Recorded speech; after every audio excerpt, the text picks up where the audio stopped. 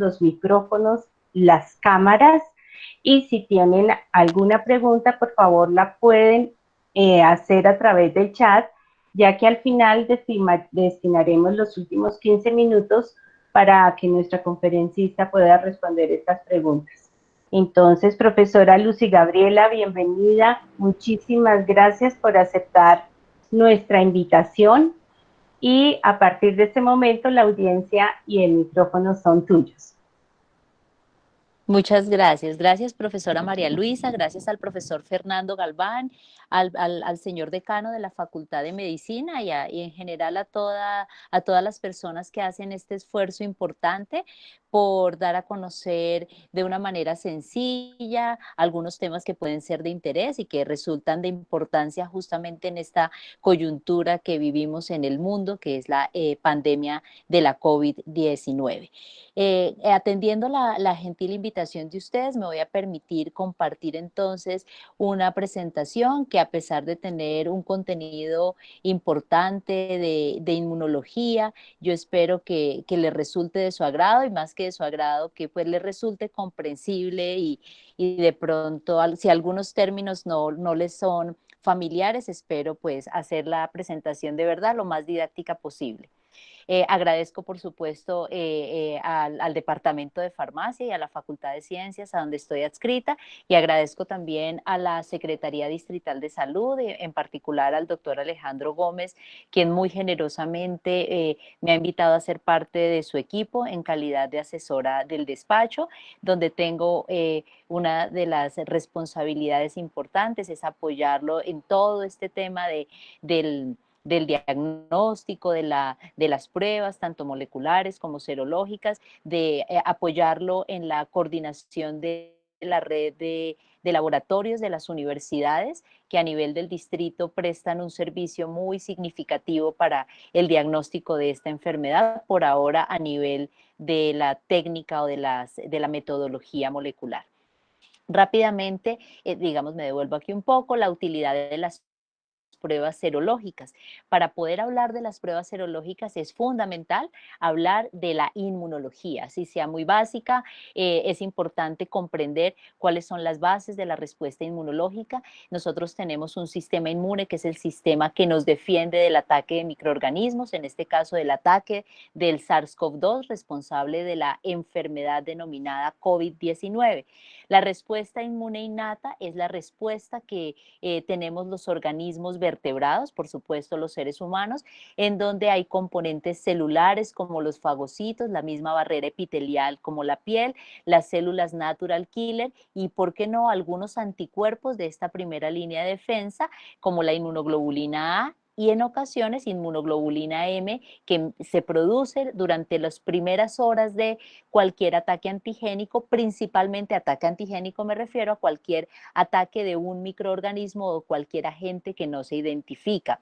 Las células presentadoras de antígeno juegan un papel muy importante, son células que captan esos microorganismos y que de manera coordinada con las células responsables de algo que se conoce como inmunidad adaptativa, adquirida o específica, coordinan cuál es la mejor respuesta que se debe generar para depurar o eliminar eficientemente esos microorganismos que han llegado a ese hospedero o a ese individuo vertebrado.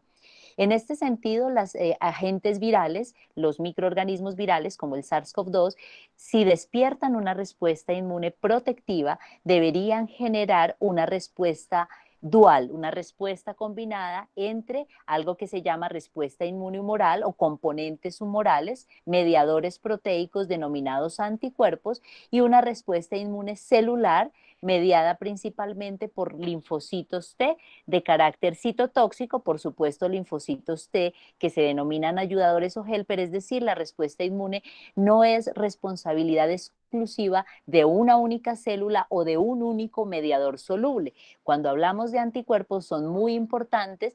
pero los anticuerpos, como les menciono en ocasiones a mis estudiantes de farmacia, de medicina, de enfermería, no surgen por generación espontánea. Los anticuerpos son producto de una especialización de los linfocitos B que se diferencian a células plasmáticas después de una expansión clonal, se tienen que multiplicar estas células, después de que se han multiplicado y son antígeno específicas para ese determinante viral, se liberan anticuerpos y se espera que esos anticuerpos tengan un carácter neutralizante. Ya me voy a referir también a ese término para que lo comprendamos un poco mejor. En el caso del virus, de los virus, particularmente de los coronavirus y de este que nos tiene hoy en esta reunión, es el virus SARS-CoV-2, que tiene unos determinantes antigénicos. ¿A qué se le denomina determinante antigénico? A todas estas antígenos, características, propiedades bioquímicas que tienen los agentes microbianos, es decir, en la mayoría de los microorganismos, sus cubiertas, sus paredes, sus membranas, en este caso la cápside de los virus, las envolturas de los virus tienen unos componentes bioquímicos, principalmente son proteínas o combinaciones de proteínas con otros productos bioquímicos, lípidos o carbohidratos. En este sentido, el virus que nos ocupa es un microorganismo que tiene unas proteínas que son de mucho interés, la glicoproteína de la espícula, que es la que le da esa característica de coronavirus, una hemaglutinina, una esterasa de hemaglutinina, la proteína de la membrana, la proteína de la nucleocápside, tiene una envoltura, es un virus envuelto que generalmente esta envoltura tiene una combinación entre características bioquímicas del mismo virus y características bioquímicas de la membrana celular de la célula que infecta. Por supuesto, tiene un material genético, que en este caso es el RNA viral, y las pruebas bioquímicas, las pruebas que se utilizan para detectar el microorganismo, bien sea de manera indirecta como los anticuerpos o detectando antígenos, están diseñadas, en el caso si se detectan antígenos a través de pruebas inmunoquímicas, se detectan o se buscan proteínas como la proteína de la espícula, en ocasiones también proteínas de la nucleocápside, hay algunas técnicas que utilizan esta proteína como antígeno. Los anticuerpos están dirigidos principalmente contra la proteína de la nucleocápside, ya les explicaré a continuación por qué, y el RT-PCR, que es la técnica de reacción en cadena de la polimerasa, una transcripción reversa de esta proteína al tratarse de RNA, son las técnicas que actualmente están disponibles para estudiar y analizar cuál es la respuesta y la presencia de este microorganismo. ¿Por qué se habla de que la detección de los anticuerpos no es una prueba de diagnóstico? Porque no identifica de manera directa el determinantes bioquímicos o proteínas del microorganismo, detecta los anticuerpos que se han producido, por supuesto de manera específica, por parte de las células plasmáticas, pero no sabemos si esos anticuerpos se producen en ese mismo instante en donde el microorganismo está infectando y asociándose con la enfermedad, o si quedan como memoria, si quedan como un remanente circulante y de pronto el individuo ya no tiene en ese mismo punto tiempo donde se tomó la muestra el microorganismo, la infección y por lo tanto la enfermedad. Esta es una gráfica de un documento de la Sociedad Española de Inmunología, es una propuesta de implementación de pruebas diagnósticas, pronósticas y de desarrollo de una inmunidad protectiva, y me parece muy importante digamos, esta nota que ellos colocan en este documento muy interesante, donde dice que la mayoría de los kits comerciales, si no todos los que están disponibles, están dirigidos contra la proteína de la nucleocápside. Esta proteína es compartida, es una proteína conservada entre distintas especies de la gran familia de los coronavirus. Es una proteína muy inmunogénica, significa eso, que no todos los microorganismos, los determinantes bioquímicos de los microorganismos van a despertar una respuesta inmune. En ese sentido, y para quienes estudian fisiopatología de los microorganismos, se ha descrito que incluso muchos de ellos hacen unas recombinaciones genéticas para sacar sobre su superficie de cada microorganismo proteínas, combinaciones de estas proteínas con otras sustancias bioquímicas para reducir el reconocimiento por parte del sistema inmunológico en algo que se ha identificado como mecanismos de evasión de la respuesta inmune. Es decir, muchos microorganismos en su proceso de adaptación, incluso evolutivo, han hecho estas recombinaciones y han reducido esa potencial identificación que deberían tener por parte del sistema inmunológico, y otros microorganismos en ocasiones se han dado a la tarea de confundir el sistema inmune, de que produzca una respuesta que no va a ser específica, por decirlo de alguna manera, distrae al sistema inmune, lo entretiene en otra cosa, mientras él continúa su paso en su sobrevida, en su ciclo biológico, en esos vertebrados que está infectando. Este es muy importante, esta cinética, porque me parece, quisiera mostrarles acá cuál es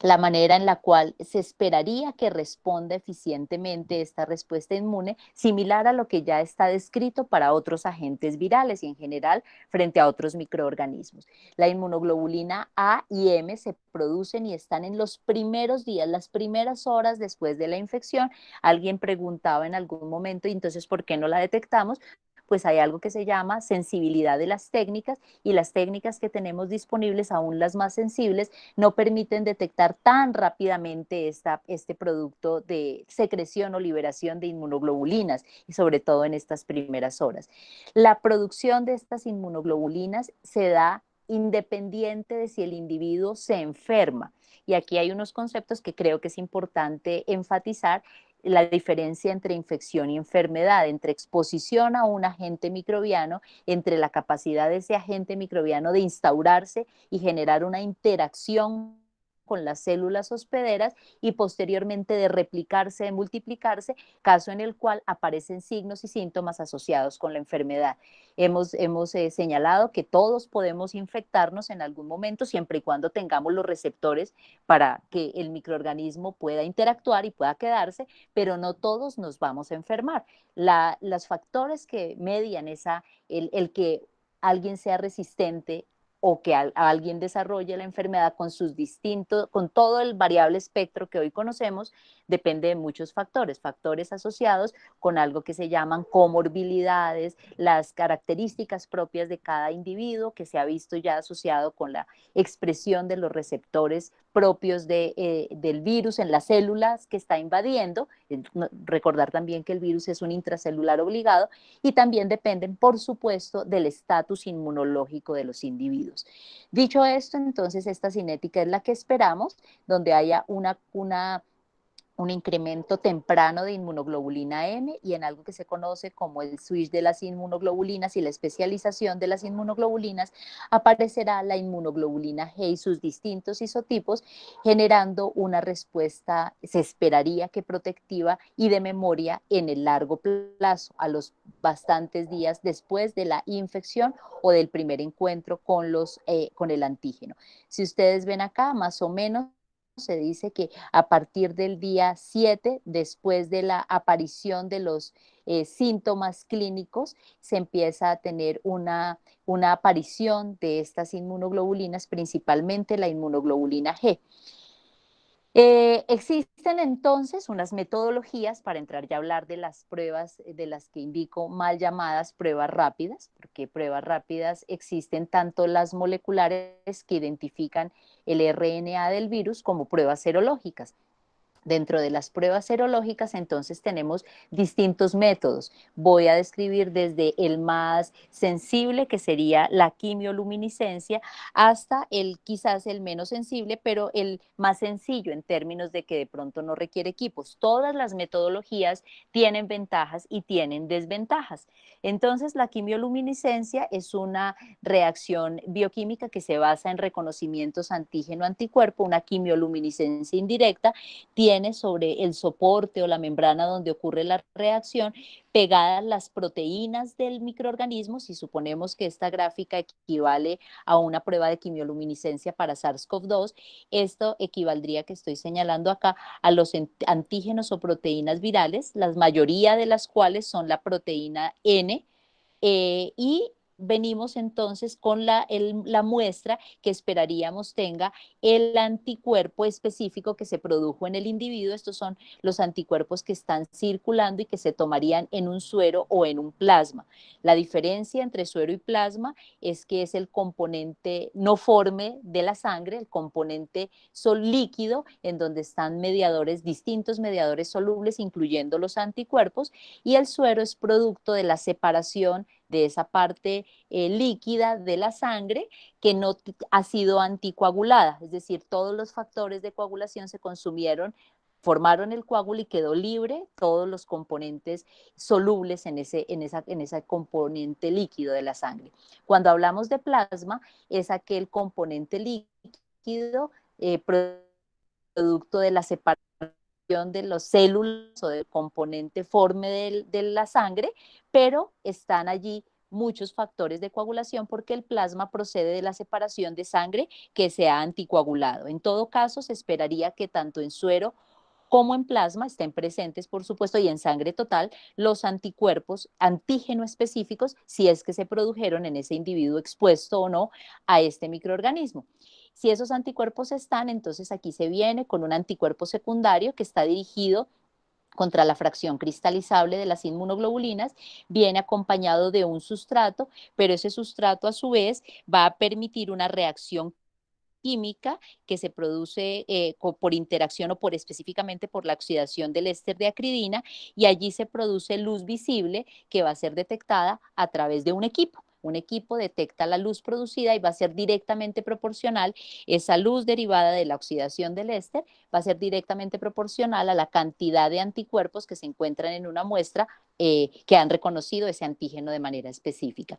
Tenemos en orden de sensibilidad o la prueba de algo menos de sensibilidad que la quimioluminiscencia, y es el ELISA. El principio es exactamente el mismo, una reacción antígeno-anticuerpo, donde algo que se llama el anticuerpo primario es el anticuerpo que está en la sangre o en el suero o en el plasma que se pretende investigar, si existen anticuerpos contra el respectivo antígeno.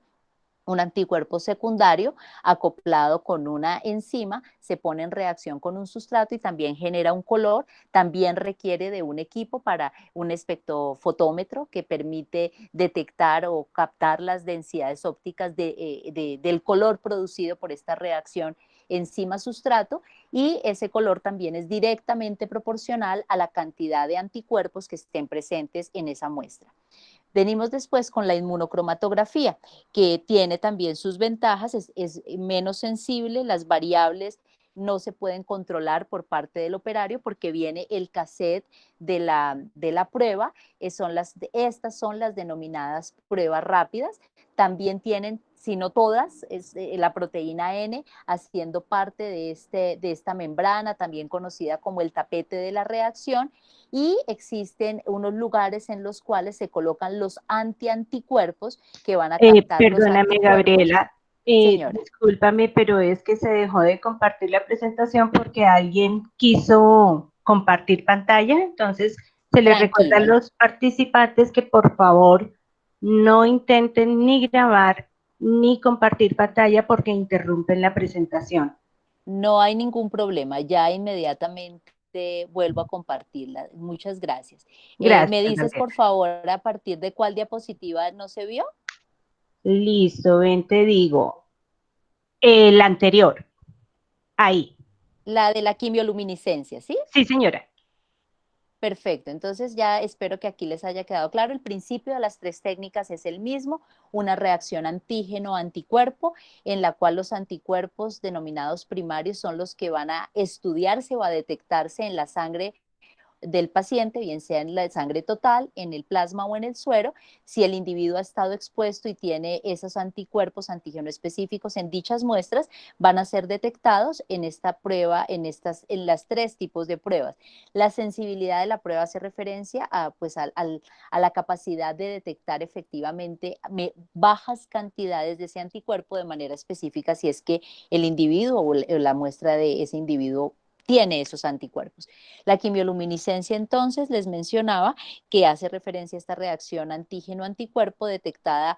a través de la presencia de un sustrato, de una enzima, pero el sustrato va a permitir la generación de productos oxidados. En este caso, esos productos oxidados van a emitir una luz. Esa oxidación principalmente está dada por la presencia del éster de acridina. Esa luz visible va a ser captada por un equipo y la cantidad de luz emitida va a ser directamente proporcional a la cantidad de anticuerpos que se pudieron haber detectado, que se encuentran en la muestra del paciente. El ELISA también es una reacción antígeno-anticuerpo, pero ya no va, la evidencia o la reacción que permite el describir si están o no presentes los anticuerpos primarios, ya no va a ser emisión de luz, sino emisión de color derivada de la interacción entre un sustrato y una enzima, y esa reacción de color va a ser captada por un espectrofotómetro y también es directamente proporcional a mayor cantidad de color que se produzca en la reacción, que se traducen en unidades de densidades ópticas, mayor va a ser pues la presencia de esos anticuerpos. Tanto la quimioluminiscencia como el ELISA, importante recordarlo, son técnicas semicuantitativas, se pueden cuantificar y se pueden obtener eso que denominamos título de los anticuerpos. Las inmunocromatografías son de las técnicas inmunoquímicas algo menos sensibles, no son técnicas cuantitativas, a pesar de que ya veremos que la intensidad de las bandas eventualmente puede correlacionarse con el título, con la presencia o la cantidad más bien de anticuerpos en una muestra. Es una técnica en donde, digamos, viene cerrada, es decir, ya viene con el fabricante ya ha validado que funcionan las condiciones, bajo las condiciones previstas, funciona óptimamente y permite discriminar eficientemente los positivos de los negativos. Existe un área de unión en donde los complejos formados antígeno-anticuerpos permiten evidenciar la presencia de esos anticuerpos y se produce una reacción coloreada con unas líneas o con unas bandas, que la presencia o la ausencia de esas bandas está relacionada con la presencia o la ausencia de los anticuerpos antígeno específicos en sangre. ¿Qué hemos encontrado? ¿Por qué es importante detectar los anticuerpos? Porque a nivel de los estudios, y al final de la presentación haré una breve referencia a eso, se esperaría detectar anticuerpos neutralizantes y en muchas infecciones distintas de pronto a este microorganismo y a otros que no se comportan de manera tradicional, la presencia de la mayoría de esos anticuerpos indica su capacidad neutralizante, es decir, para infecciones, por ejemplo, y puntualmente como la hepatitis B y la respuesta a su vacuna, la presencia de los anticuerpos en un individuo vacunado con la proteína recombinante de este virus, implica que se produzcan anticuerpos y la mayoría de esos anticuerpos son neutralizantes, lo cual les confiere un nivel de protección importante. Neutralizará significa que esos anticuerpos producidos son capaces de bloquear los sitios de unión específica y bloquean esa llave cerradura. Ya no permitirá que ingrese a través de esta proteína, de esta enzima convertidora de angiotensina, que es la que se ha identificado como el receptor de los ligandos del virus. Si esta reacción entre receptor ligando no se da, el virus no podrá ingresar a la célula blanco y por lo tanto se bloqueará su capacidad de replicación y terminará el virus siendo depurado y cumpliendo y eliminándose del microorganismo y cumplirá entonces el sistema inmune su función. Recordemos siempre que es un intracelular obligado. Si el virus no está dentro de una célula blanco, no puede replicarse y no puede sobrevivir. Entonces, bloquear este ligando y no permitir su ingreso a través del correspondiente receptor es el principio de terapias, es el principio de las vacunas para agentes virales. Y eso es lo que se pretende emular y se pretende replicar en el caso del SARS-CoV-2. Cuando se trata de evidenciar esa presencia de anticuerpos en esos estudios, bien sea individuales para mirar cuál es la respuesta de un determinado individuo expuesto, infectado o enfermo, o también a nivel colectivo para tomar decisiones en política pública relacionadas con la vigilancia epidemiológica, para saber cuántos individuos ya han estado expuestos, para hacer todos esos estudios de seroprevalencia, que en este caso en nuestro país están en cabeza y en responsabilidad del Instituto Nacional de Salud, y que están trabajando, ya les contaremos al final de la presentación, muy juiciosamente en estos análisis de seroprevalencia. Nosotros realizamos un estudio preliminar que ya fue aceptado en la revista Infectio, un estudio preliminar para establecer criterios para la selección de esas pruebas rápidas, de esas denominadas pruebas serológicas rápidas. Es un estudio que hicimos en colaboración con el doctor Carlos Álvarez, la doctora Joana Vargas, para tratar de establecer cuáles eran esos criterios, dado que nos vimos abocados pues, a una infección demasiado repentina para la cual el mundo no estaba preparado, y pues para seleccionar la mejor prueba, esa que tuviera la mejor sensibilidad, la mejor especificidad, y entraron entonces, y estamos, digamos, en el mercado tenemos disponibles bastantes pruebas inmunocromatográficas, muy pocas, sino contadas con los dedos de la mano, pruebas de ELISA, y casi que no tenemos en este momento pruebas de quimioluminiscencia, hablando de la sensibilidad de la prueba. Y entonces pues empezamos a analizar cuál era la mejor prueba y propusimos una serie de criterios y que se deberían tener en cuenta por parte de quienes quisieran comprar estas pruebas, utilizarlas en el seguimiento de pacientes y en el seguimiento de la enfermedad de nuestro país, y empezamos a hacer una serie de recomendaciones que también surgen del trabajo mancomunado de muchas personas, de muchos inmunólogos. El doctor John Mario González en la Universidad de los Andes empezó a revisar también insertos conjuntamente, compartíamos información a través de nuestra Asociación Colombiana de Inmunología, tratando de mirar esa correlación entre lo que reportan los insertos para poblaciones determinadas, y planteamos una serie de recomendaciones que necesitamos específicamente que tenga de información esos insertos o dossiers para pues, poder seleccionar la mejor prueba. Sin embargo, pues simultáneamente a eso empezamos a analizar en un trabajo en la Secretaría Distrital de Salud, en cabeza de nuestro secretario de Salud, teníamos que analizar cuál iba a ser la mejor prueba, y tomamos sueros de estos pacientes en distintos momentos de su infección, sobre todo pacientes sintomáticos, para mirar que lo que reportaban las pruebas y ese reconocimiento podía llegar a ser,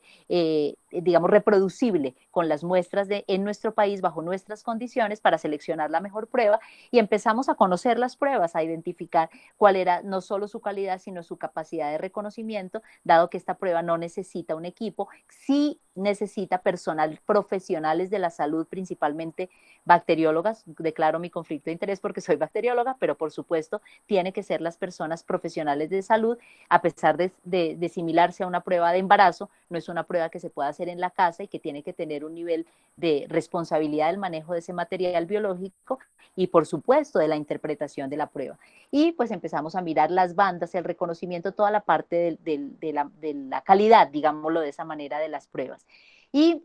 con miras también a su uso para evidenciar esos posibles anticuerpos neutralizantes versus los no neutralizantes, para mirar, este es un trabajo del doctor Juan Manuel Anaya, del ICVIS, del doctor Bernardo Camacho, en donde la presencia de anticuerpos es fundamental para el uso de esos sueros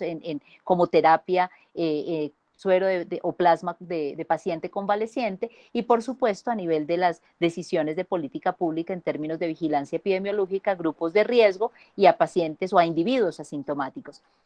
que nos empezamos a encontrar ya hace casi un mes en la literatura, que no todos los anticuerpos que se están presentando frente al coronavirus en este escenario, este sería el ideal de que todos fueran anticuerpos neutralizantes y que bloquearan el ingreso a la célula blanco, pero parece que eso no es lo que se está dando, y en este artículo particularmente hacen referencia a lo que puede estar ocurriendo en SARS-CoV-2, similar a lo que puede ocurrir con el dengue hemorrágico, en donde se presentan grandes cantidades, pero los anticuerpos no son neutralizantes, el caso en el cual se permitiría el ingreso a células no clásicas de invasión, como monocitos y macrófagos, facilitando el ingreso del virus y permitiendo la replicación la infección y posterior replicación del virus en otro tipo de células, pues haciendo un poco más complejo ese proceso de invasión y de infección. Y en este escenario, en el C,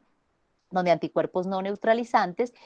permiten el ingreso del virus. No hay replicación dentro del virus, pero los determinantes antigénicos del microorganismo van a despertar una serie de señales, principalmente cuando se ingresa a través de unos mediadores de Toll-like receptors, el 3, el 7, el 8, donde hay una cascada de señalización mediada por ITAMs, unas mediadores de fosforilación, se produce pues la translocación al núcleo de estas señales y se genera una reacción exacerbada y desbordada de citoquinas proinflamatorias, muy baja cantidad de citoquinas reguladoras o antiinflamatorias, lo cual fenómeno que está asociado con lo que se conoce con el nombre de la tormenta o la cascada de citoquinas asociadas pues con la inmunopatología relacionada con el SARS-CoV-2. No me voy a detener acá, sino quiero referirme a este trabajo que es muy importante, que está en cabeza de todas estas instituciones, en donde la detección de anticuerpos y de todos los mediadores solubles que estén en esa sangre de los individuos que resistieron la enfermedad son muy importantes, caracterizar muy bien esos mediadores solubles para poder emplear de manera eficiente ese plasma de paciente convaleciente. Y en el tercer escenario, que es donde estamos muy centrados en los últimos días, es en el que nos plantea la necesidad de analizar la seroconversión, es decir, qué tantos de los individuos expuestos e infectados al virus generan una respuesta inmunitaria que nos permite hacer concomitantemente con la prueba molecular una identificación mucho más afinada de estos individuos para saber quiénes ya tuvieron la enfermedad, resistieron a ella y pueden salir, quienes no, quienes simplemente tienen una respuesta inmune, pero aún son portadores de un agente patógeno y que son infecciosos para otro y que deberían aislarse en esas, digamos, estrategias que si se hacen de manera colectiva conducirían a ese aislamiento inteligentes por los grupos que están siendo portadores. Y vale la pena aquí mencionar que bajo la dinámica de la enfermedad y de la infección en el mundo se ha identificado que hay un muy buen porcentaje de individuos infectados que nunca desarrollan sintomatología clínica, a los cuales se les conoce con el nombre de asintomáticos o de portadores asintomáticos, que existen en cualquier enfermedad infecciosa, pero que en el caso de COVID se piensa que es un número significativo de individuos. Hay quienes hablan del 40%, hay quienes hablan del 60% de individuos expuestos, infectados, infecciosos y asintomáticos. Entonces, definir o detectar estos individuos a nivel de las decisiones de política es muy importante porque es aislarlos debidamente y hacerles el seguimiento, por supuesto, individual y colectivo a ese grupo de individuos. Y aquí encontramos nosotros en nuestros estudios con las inmunocromatografías resultados muy similares a los que se reportan en este artículo, en donde no solamente los individuos asintomáticos no son reconocidos en mayor medida por estas pruebas inmunoquímicas, sino que hay diferencias entre los individuos acorde con su gravedad, con su estado clínico. Los que están individuos infectados, que no están en estado crítico, producen menos anticuerpos que aquellos que se encuentran en estado crítico. Estado crítico es hospitalizados, en cuidados intermedios y en cuidados intensivos preferiblemente, y hay una correlación entre ese título de anticuerpos y la cantidad de anticuerpos presentes en esos grupos clínicos. ¿Qué hemos hecho nosotros para tratar de encontrar la mejor prueba que nos permita hacer esa identificación de estos individuos, sobre todo de los asintomáticos, repito, en términos de decisiones de política pública y que son muy importantes? Monitorear esos anticuerpos y encontramos una prueba de ELISA de una empresa que se llama Novatec, que muy gentilmente fue donada, fue proporcionada por Quimiolab, en donde sí es una técnica más dispendiosa, no es tan rápida, se requiere laboratorio, se requieren equipos y monitoreamos la presencia o la producción de inmunoglobulina M, de inmunoglobulina A y de inmunoglobulina G en 4 grupos de individuos. Esos grupos de individuos, espero que la vean muy bien, creo que no hice muy eficientemente esta gráfica para que los números se vieran, pero quiero que se concentren de pronto en las columnas que estoy señalando y en los colores que están resaltados. M está amarilla, la A verde y la G rosada. En esta primera columna que está identificada con A, cada número de estos, cada casillita corresponde a un individuo, es un estudio preliminar, no tiene resultados estadísticos, es para mirar cuál es, primero, la sensibilidad de la técnica, confirmarla, y segundo, para mirar si encontrábamos algo de diferencia entre los distintos grupos clínicos evaluados. A corresponde a individuos asintomáticos colectados por el Instituto Nacional de Salud, por la doctora Marcela Mercado, con quienes estamos trabajando conjunta y colaborativamente, muy afortunados nosotros de tener este momento para la ciencia y poder establecer colaboraciones muy significativas. Entonces, estos sueros son procedentes de pacientes asintomáticos expuestos,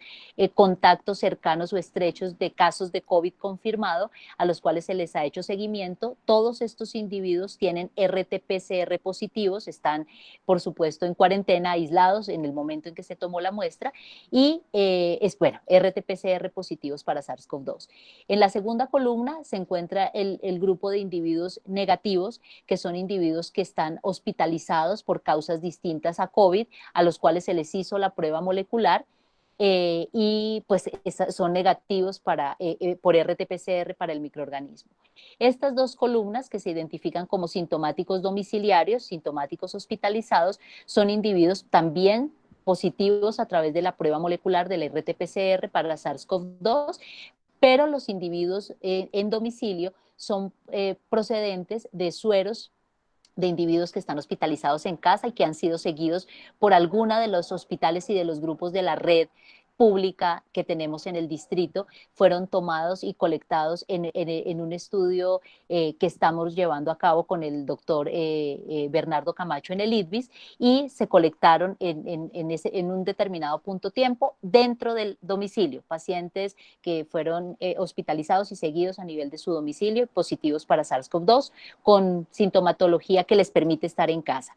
Y los pacientes sintomáticos hospitalizados son aquellos que se encuentran graves. Todos estos pacientes proceden de la Clínica Colombia, cuidado intermedio y cuidado intensivo, y pues también fueron tomados, y de todos los pacientes están debidamente identificados a nivel de su toma de muestras, de su caracterización, de todo lo que demanda la información epidemiológica de cada uno de estos casos.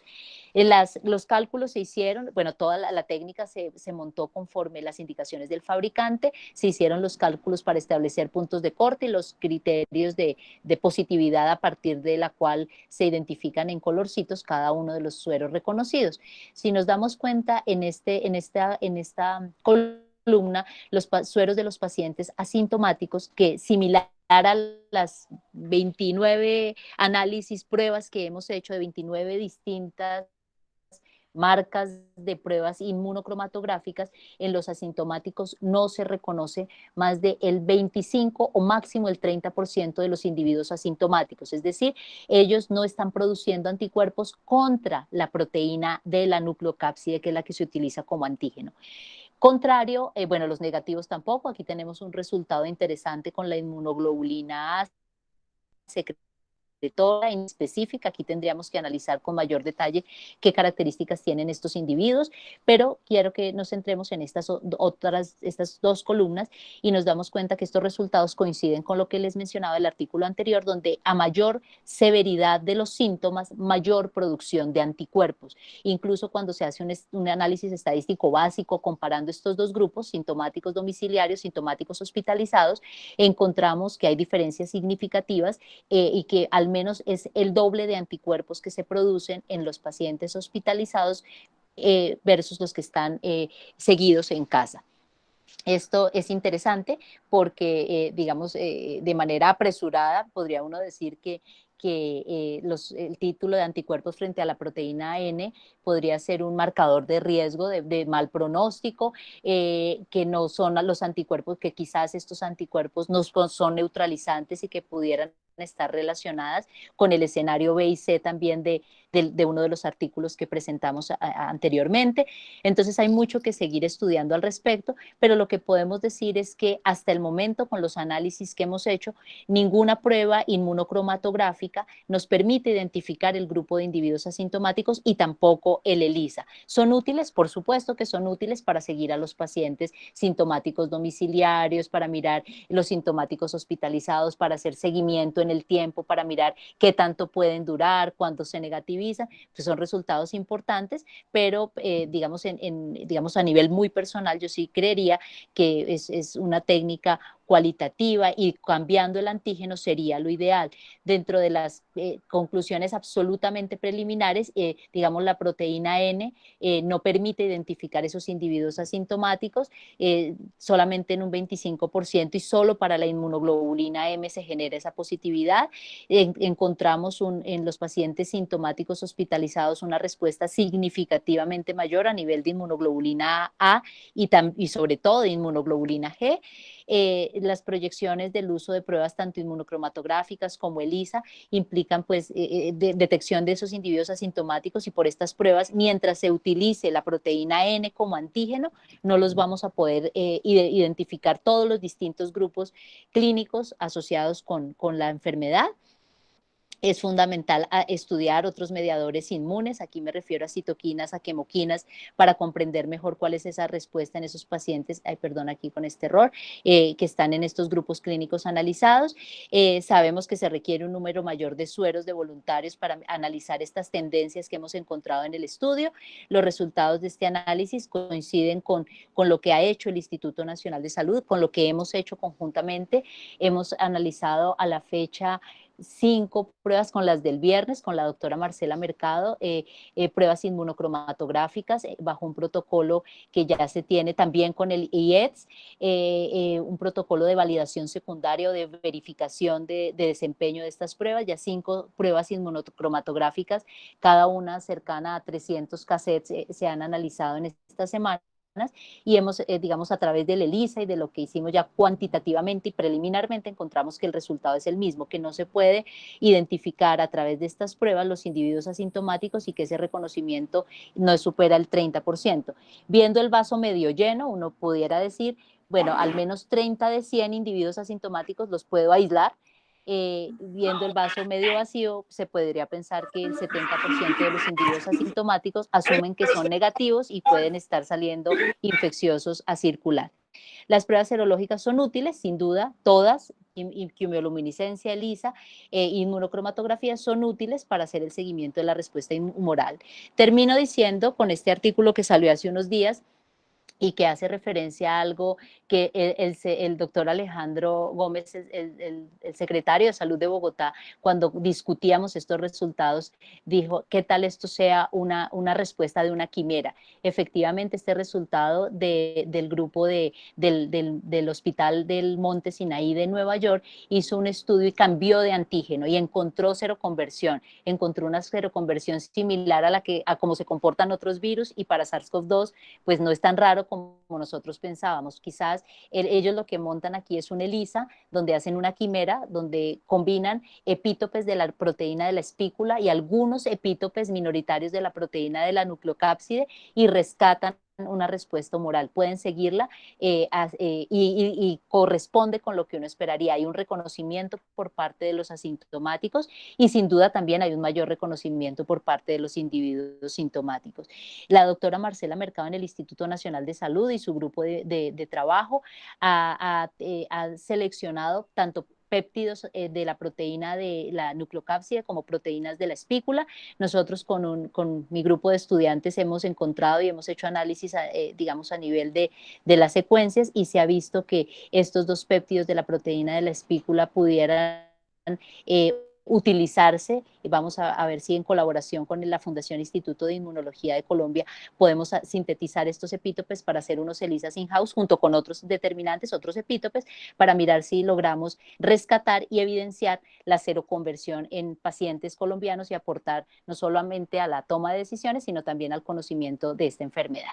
Ya termino y pues muchas gracias a todas estas instituciones. Si se me queda alguna por fuera, ruego disculpas, pero bueno, todo esto que hemos hecho en este mes y este estudio que nos ha convocado como mundo, pues se debe también, y eso creo que es el mensaje final, es que es momento de trabajar colaborativamente, de sumar esfuerzos y de demostrar en este caso que la ciencia colombiana tiene con qué y tiene cómo, y que pues nos ha faltado es presupuesto históricamente. Muchas gracias. Profesora Lucy Gabriela, muy amable por esa conferencia magistral tan clara. Y vamos a dar paso a las preguntas. Entonces tenemos acá, arrancamos con la pregunta de José Arley 20. Dice, según algunos estudios hechos en Estados Unidos, la efectividad de las pruebas serológicas estaba en duda, ya que se podrían cuantificar anticuerpos de otros virus, entre ellos el sincitial respiratorio. ¿La eficacia de las pruebas serológicas ha mejorado? ¿Pueden ser confiables? ¿No crearía falsos positivos, falsos negativos y no crearía falsas alarmas de tener inmunidad? Bueno, la pregunta es súper interesante. Las pruebas todas en los procesos de diseño por parte de los fabricantes garantizan eso, garantizan un nivel de especificidad y garantizan un nivel de sensibilidad. En el nivel de especificidad, lo que nosotros hemos encontrado es que la especificidad no es del 100%, existe una reactividad cruzada. Yo lo mencionaba al principio de la presentación. La proteína N es una proteína conservada entre las distintos coronavirus e incluso, como lo menciona el profesor o la persona, perdón, que nos está haciendo la pregunta, puede tener epítopes de reactividad cruzada y pues la especificidad no es perfecta, está entre el 90 y el 100% para todas estas pruebas. Es necesario, por supuesto, hacer la correlación con la clínica del paciente y hacer paneles que descarten que el individuo, y sobre todo en estos momentos en donde podemos tener infecciones por otros virus respiratorios, pues no vayamos a tener una reactividad cruzada. Respecto a qué tanto duren en el tiempo y que nos engañemos, realmente esta es una enfermedad que hasta ahora estamos conociendo. Hay muchos artículos ya, no solamente los que están en preprint, sino artículos que ya han sido sometidos a evaluación por pares, que indican que la respuesta inmune no es tan duradera, pero si los análisis se están haciendo con la proteína de la nucleocápside, pues quizás estamos teniendo esos resultados. Quizás y a la luz de los últimos resultados que se han reportado en la literatura, lo que deberíamos es tener otros antígenos para poder analizar cuál es esa respuesta protectiva. También, y en eso estamos trabajando conjuntamente en un proyecto con la Universidad de los Andes, la Universidad Nacional y la Secretaría Distrital de Salud, en donde vamos a tomar muestras de sangre, no solamente para obtener sueros, sino también para guardar las células, porque si recuerdan también la primera diapositiva, la respuesta frente a los virus no solamente es anticuerpos, los neutralizantes son la primera manera el primer choque, pero la respuesta frente a los agentes virales clásicamente se ha conocido, está mediada por células citotóxicas, células CD8. Entonces, analizar la respuesta celular también va a ser muy importante y pues vamos a criopreservar glóbulos blancos para hacer los análisis cuando tengamos el antígeno ideal. Gracias, profesora. Acá tenemos otra pregunta de Carlos Blancos. Dice, las pruebas rápidas inmunoglobulina N positivas para COVID-19 se reportan como dato crítico con la nota de que se sugiere prueba confirmatoria por PCR-RT. ¿Las pruebas rápidas positivas de inmunoglobulina G se reportan como dato prioritario? Todas, digamos, en este momento y recordando el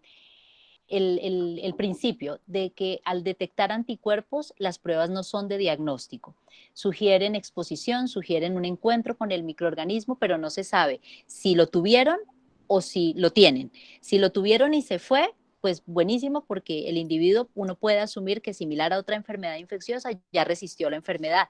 Pero hoy en día sabemos, y si vamos a mirar con la proteína de la nucleocápsida, hacer estos análisis, y si se correlacionan con lo que ya estamos encontrando, pues tener anticuerpos no sería tan interesante. Habría que mirar si son de bueno o de mal pronóstico. En todo caso, nosotros hemos sugerido, y digo nosotros, el trabajo que hicimos con el doctor Carlos Álvarez, las pruebas pueden ser útiles siempre y cuando sean complementarias o vengan apoyadas de una prueba molecular. La correlación de las dos pruebas es la que permite definir la conducta, el seguimiento a un paciente, y también, pues, por supuesto, los distintos análisis que se hagan a nivel poblacional. Gracias, profesora. Y Constanza Moreno nos pregunta, ¿cómo se explica que varios pacientes asintomáticos o con síntomas leves hayan salido positivos a varias pruebas una vez se pensaba que ya no tenía el virus? ¿Su sistema inmune no ha eliminado el virus o se pueden reinfectar con otra cepa? Sí, miren, esa es una prueba, esa es una pregunta súper importante que nos pone a pensar y a actuar también, ¿no? Primero hay otra pregunta aquí que me pareció interesante, que cómo escogimos los asintomáticos. El Instituto Nacional de Salud en todo esta, me parece importante reconocer su trabajo.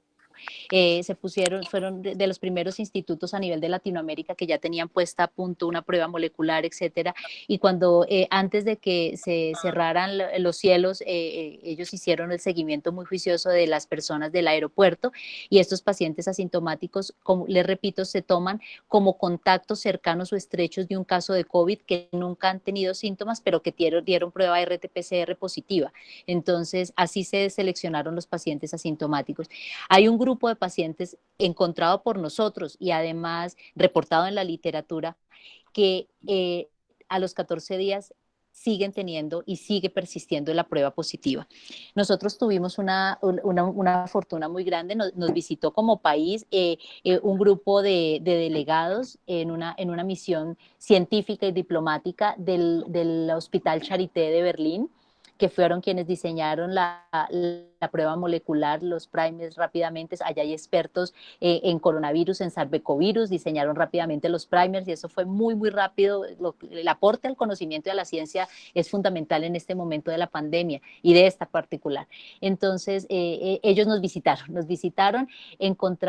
tuvimos, digamos, una conversación y encontramos algo que todavía me están debiendo, nos están debiendo de argumentos científicos. Ellos dicen que en Alemania los pacientes a los 14 días salen del confinamiento, tengan o no tengan la prueba positiva, que eso nos alarmó un montón, porque aquí en nuestro país ninguna decisión de levantarle el aislamiento a un individuo se toma hasta tanto la prueba molecular no salga negativa. Y hemos encontrado un pequeño grupo de pacientes que aún después de 40 días persisten positivos, sin síntomas o han cursado con síntomas muy leves, intermitentes. La respuesta, digamos, no soportada, no hubo ningún documento que nos lo proporcionaran, por lo menos hasta ahora. Ellos nos dijeron que los pacientes es como si quedara un virus en fase de latencia no replicativo. Entonces, que en ese pequeño grupo de pacientes pueden estar ahí, ser detectados, pero la viabilidad, que es la que se reporta para cualquier microorganismo, quedan como en una fase de latencia, no son replicativos, es como si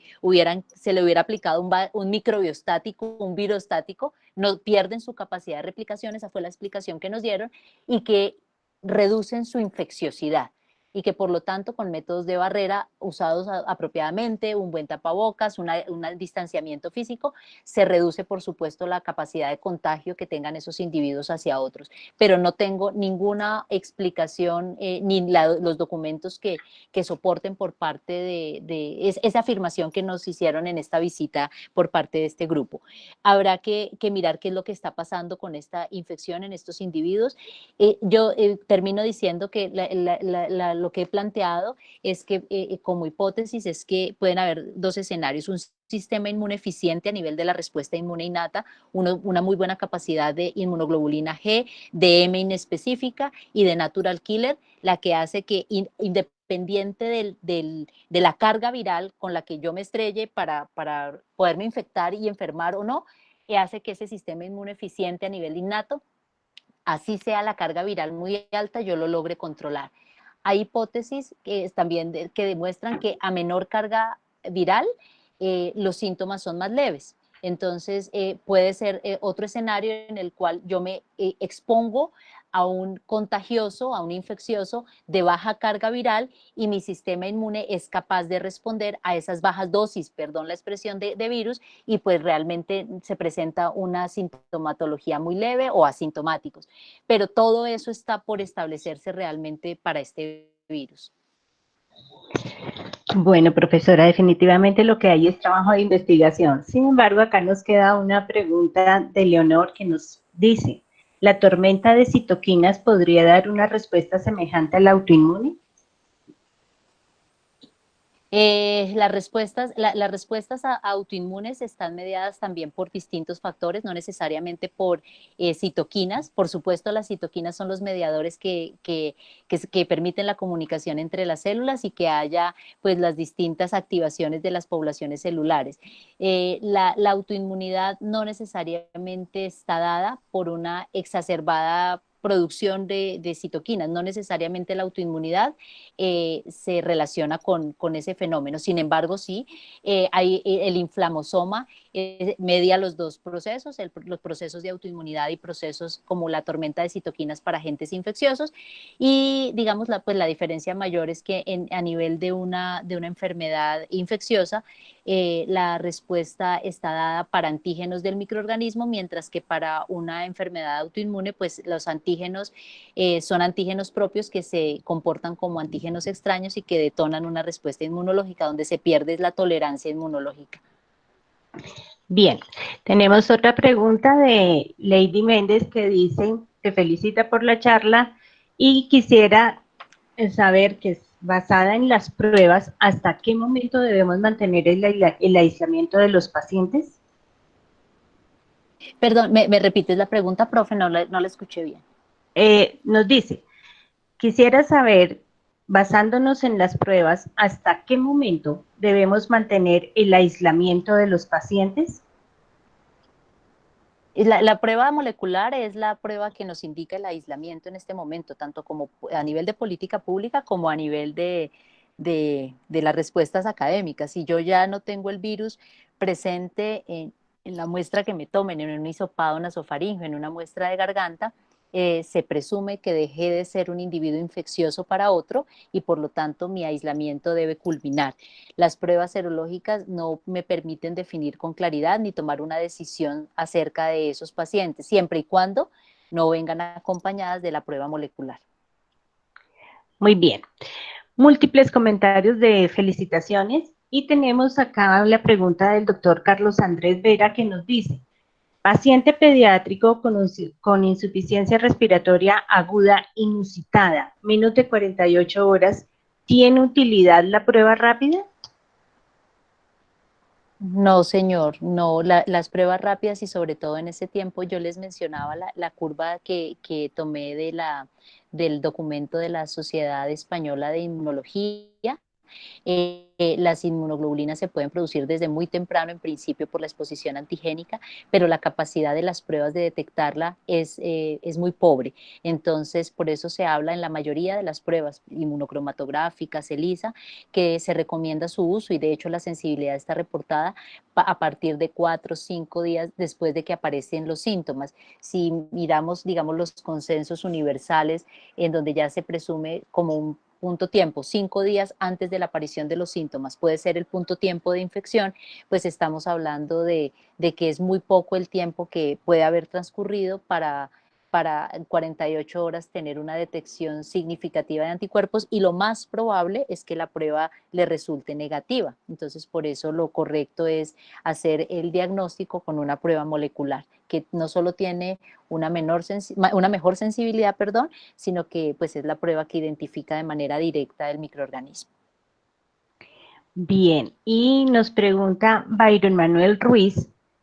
¿cómo se ha manejado el presupuesto para estos estudios? ¿Apoyo de la universidad, Colciencias u otros? Nosotros hemos tenido pues la verdad no hemos tenido presupuesto para los estudios, pero sabemos que existen pues algunas convocatorias que se han diseñado desde el Ministerio de Ciencia. Desconozco en este momento, no la he seguido porque me he estado muy ocupada en este estudio, porque normalmente siempre miro cuál es el diseño de las convocatorias. Sé que en algún momento se cambió la destinación del rubro que se tenía a través del Fondo de Investigación en Salud, que es el que financia clásicamente las convocatorias del programa de salud del Ministerio de Ciencia. Se cambió la destinación y todo se dedicó para COVID, pero no conozco al detalle las propuestas. Sé que lamentablemente algunos de los proyectos, como este del plasma convaleciente, no tuvieron la fortuna de ser financiados, pero no conozco cuáles sí fueron financiados con detalle y pues ojalá financiación. Sé que el Instituto Nacional de Salud se presentó esta convocatoria y también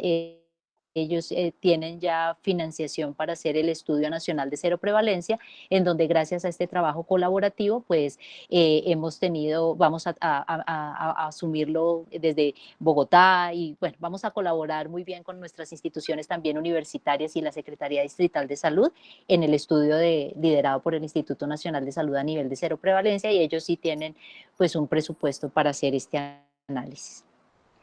Bien, profesora, y vamos a hacer ya en aras del tiempo pregunta que nos hace Ricardo García. ¿La morfología del virus ha impedido el descubrimiento de la vacuna? La morfología, Del no, virus. yo no creo que tanto la morfología del virus, no, yo creo que eso más que la morfología son sus características inmunológicas, su capacidad, su severidad. Hay muchos otros factores distintos a la morfología del virus, pero yo creo que en ese sentido lo importante es anotar que a pesar que el conocimiento y que la ciencia y la tecnología nos han permitido avanzar a unos pasos que quizás eran insospechados hace 10 años nada más, donde se ha permitido que se comparta la literatura, donde ahorita todo lo que está relacionado con COVID es de libre acceso. Me parece que a pesar de todo eso no podemos perder de vista la rigurosidad que demanda el contar con una vacuna. Una vacuna no solamente tiene que tener unas pruebas de una eficacia, es decir, que sirvan para sino también de seguridad, es decir, que sirva para eso solamente y que no vaya a generar efectos tóxicos a otros niveles. Y esos estudios pues solamente se tienen, digamos, se hacen en la práctica, entonces no los podemos obviar, no podemos presionar a tener una vacuna sin que se cumplan todos los pasos que requieren clínica con el rigor que demanda la investigación clínica. Bueno, profe, te voy a hacer una última pregunta porque es interesante. Dice, ¿una IPS de medicina laboral puede realizar estas pruebas moleculares en una población laboral más las serológicas para identificar qué población puede trabajar y reactivar la economía? Miren, eso demanda unos diseños experimentales exhaustivos, y ahí es donde todos nuestros epidemiólogos, donde todas las personas responsables de la vigilancia epidemiológica y los salubristas tienen mucho que decir. No es cuestión de hacer pruebas y pruebas, sino a quién se le aplican las pruebas. Yo puedo hacerme hoy una prueba en este mismo instante y salir y contagiarme, es decir, tiene que existir un racional, un diseño epidemiológico adecuado para hacer el seguimiento de los contactos, de quienes estuvieron expuestos, de hacer el tracking por dónde se movió el virus. Es decir, pedir pruebas por pedir pruebas no es muy lógico, es pedir pruebas y aplicarlas bajo un diseño epidemiológico, bajo un diseño racional detrás de esto. Y respecto a reactivar la economía, pues digamos, esto es algo es una opinión muy personal. Se requiere mirar cuáles son, digamos, las medidas de autocuidado, del buen uso de lo que sí se ha demostrado que tiene eficacia, el buen uso de tapabocas de buena calidad, no parecidos a N95, sino N95, o cualquiera similar, dependiendo del grado de exposición que se tenga, el recambio de todos los elementos de protección personal, no que se parezcan a tela antifluido, sino que sean de la calidad que se requiere, que la distancia física se guarde, porque voy a decir también algo que de pronto para que lo comprendamos, en la puerta del horno se quema el pan, ¿no? Entonces yo puedo tener toda la distancia física y al momento de sentarme a almorzar con mis colegas me siento encima del otro y no, ya perdí la distancia física y puedo contagiar a otros si es que soy infeccioso. Entonces, ser muy exhaustivos y muy rigurosos con el autocuidado, con el adecuado uso de los elementos de protección personal, con la distancia física, con comprar elementos de protección personal con la calidad y las especificaciones que se requieran. Y por supuesto, se ha demostrado, así nos duela, no nos guste, que los aislamientos, los confinamientos, las medidas digamos, de aislamiento social obligatorio han demostrado unos resultados importantes para que hoy tengamos unos niveles de mortalidad mucho menores que los que lamentablemente o naciones que no tomaron oportunamente estas decisiones. Profesora, y no podemos dejar por puertas la pregunta que hace el doctor Jaime Eduardo Castellanos, que dice, la mayoría de los epítopes de SIDN y que son más inmunogénicos no participan en el binding del virus al receptor. ¿Hay una dificultad intrínseca para su uso en diagnóstico? Claro, tiene toda la razón. El binding es diferente, es decir, no, una cosa es detectar los anticuerpos no neutralizantes, que generalmente son más inmunogénicos que los que son neutralizantes, que ya vimos que no se detectan fácilmente por estas técnicas. Entonces, el poder discriminar muy bien dentro de las secuencias distintas proteicas, principalmente de la proteína de la espícula y de la proteína de la nucleocápside, lograr detectar en qué región del RBP, de la proteína de unión, y de las distintas proteínas que siendo inmunogénicas podrían eventualmente confundir al sistema inmune. Ese estudio de secuencia y anticuerpos se tiene que hacer muy fino para poder encontrar la secuencia ideal, no solamente la que nos permite identificar al paciente, sino al identificarlo poder saber si esos anticuerpos le sirven o no a algo al paciente para neutralizar al microorganismo y tener una respuesta inmune protectora. Bueno, profesora Gabriela, muchísimas gracias por esta excelente conferencia. Me uno ya para terminar al comentario que hace Bernardo Camacho, que dice excelente conferencia, brinda claridad en el tema de la inmunología y el proceso de diagnóstico y seguimiento de los sospechosos y pacientes. Profe, infinitas gracias por todo este compartir de tu conocimiento. Y le recordamos a la audiencia que la conferencia queda grabada y disponible en el canal YouTube de la Facultad de Medicina, en donde se han alojado todas las conferencias del programa Salud UNAL Contigo. Entonces, profesora, muchísimas gracias. Muchas Muy gracias, buena gracias. tarde. Y a la Feliz tarde a audiencia, todos, gracias. a ti muy amable, y a la audiencia también, feliz tarde, feliz domingo, y que estén muy bien. Mañana los esperamos nuevamente Ya. a las 8 de la mañana en nuestra franja de salud UNAL Contigo. Muy amables y buena tarde. Gracias. Feliz domingo, gracias. Bueno.